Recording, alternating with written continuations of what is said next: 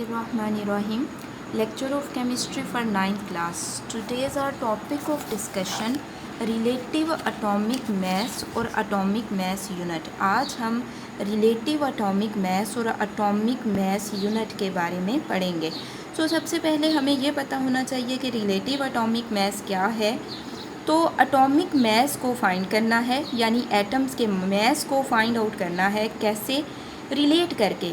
Relate किसके साथ करना है? किसी एटम के साथ करना है. अब ये क्वेश्चन है कि किस एटम के साथ करना है, तो कार्बन के साथ. अब कार्बन के साथ हमने ये भी लिखा हुआ है कि कार्बन 12 आइसोटोप के साथ रिलेट करना है. इसका क्या मतलब है?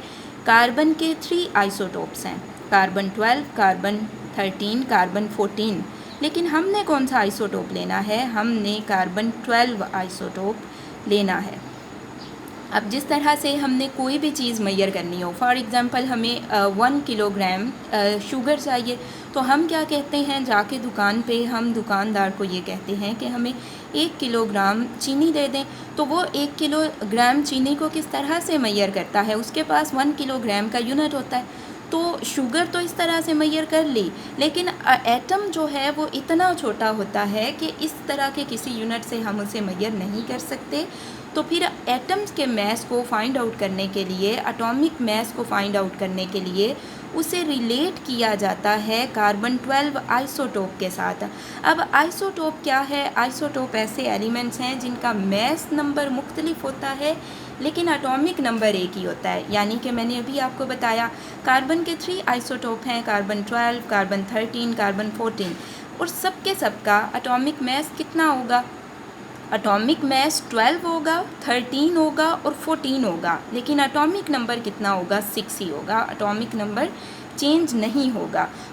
ये हमारे पास रिलेटिव एटॉमिक मैस की डेफिनेशन है कि हम एलिमेंट के एटम्स के मैस फाइंड आउट करते हैं किस तरह से? कार्बन 12 आइसोटोप के साथ कंपेयर करके. और कार्बन 12 आइसोटोप का 1/12 पार्ट हम लेते हैं. कार्बन 12 आइसोटोप का 1/12 पार्ट हम लेते हैं. सपोज़ करें कि हम कार्बन को 12 पार्ट में डिवाइड कर रहे हैं. जस्ट सपोज़ करना है, एक हाइपोथेटिकल सिचुएशन है, जबकि ऐसा होता नहीं है. तो अगर हम कार्बन को 12 पार्ट में डिवाइड करें, तो जो 12th वाला पार्ट है उसको लेके हम क्या करेंगे? हम एटम्स के मैस को फाइंड आउट करेंगे. अब रिलेटिव एटॉमिक मैस का यूनिट क्या है? तो रिलेटिव एटॉमिक मैस का यूनिट AMU होता है.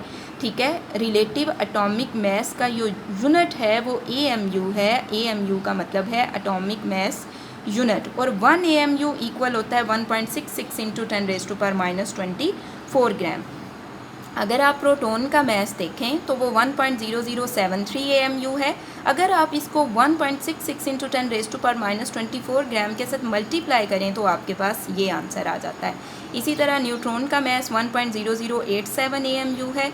इसको आप 1.66 × 10⁻24 ग्राम के साथ मल्टीप्लाई करें तो आपके पास ये आंसर आ जाता है.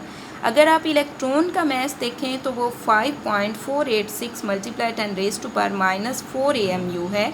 जब आप इसको मल्टीप्लाई करते हैं 1.66 × 10⁻24 के साथ तो आपके पास ये आंसर आ जाता है. ठीक है, ये आपके पास प्रोटॉन का मैस है, ये आपके पास न्यूट्रॉन का मैस है, और ये आपके पास इलेक्ट्रॉन का मैस है. अब यहाँ से आपको जो क्वेश्चंस आएंगे वो आप नोट करें. क्वेश्चन नंबर 1 है, रिलेटिव एटॉमिक मैस की तारीफ़ करें. रिलेटिव एटॉमिक मैस की तारीफ़ करें. तो इसका आंसर आपके पास यहाँ से यहाँ तक होगा. ठीक है, किसी एलिमेंट का रिलेटिव एटॉमिक मैस, उस एलिमेंट के एटम्स के औसत एटॉमिक मैस, और कार्बन 12 आइसोटोप. आइसोटोप क्या है? एलिमेंट जिनका मैस नंबर डिफरेंट है लेकिन एटॉमिक नंबर एक जैसा है. कार्बन 12 आइसोटोप के एटॉमिक मैस के 1/12 हिस्से से निस्बत के बराबर होता है. यानी कि कार्बन 12 आइसोटोप का 1/12 पार्ट आपने लेना है और उसके साथ कंपेयर करके आपने क्या करना है? एटम्स का एटॉमिक मैस मेजर करना है. ठीक है, कार्बन 12 के मेयार की बुनियाद पर कार्बन के एटम का एटॉमिक मैस 12 है, जिसका 1/12 हिस्सा 1 है. यहाँ तक ये आपके पास क्वेश्चन नंबर 1 का आंसर है। सेकंड आपके पास क्वेश्चन है एटॉमिक मास यूनिट की तारीफ़ करें। एटॉमिक मास यूनिट क्या है? तो रिलेटिव एटॉमिक मास के यूनिट को AMU यानी कि एटॉमिक मास यूनिट कहा जाता है। इसका आंसर आपके पास यहाँ से यहाँ तक है और साथ आप ये भी लिखेंगे, रिलेटिव एटॉमिक मास के यूनिट को एटॉमिक मास यूनिट कहा जाता है जिसका सिंबल AMU है। एक एटॉमिक मास यूनिट कार्बन 12 के एक एटम का 1/12 हिस्सा होता है। सो यहाँ से यहाँ तक आपके पास क्वेश्चन नंबर 2 का आंसर है और 1 AMU इक्वल है 1.66 × 10⁻24 ग्राम के। ये आपके पास क्वेश्चन नंबर 2 का आंसर है। कल इंशाल्लाह हम पढ़ेंगे कीमियाई फार्मूला कैसे लिखा जाता है।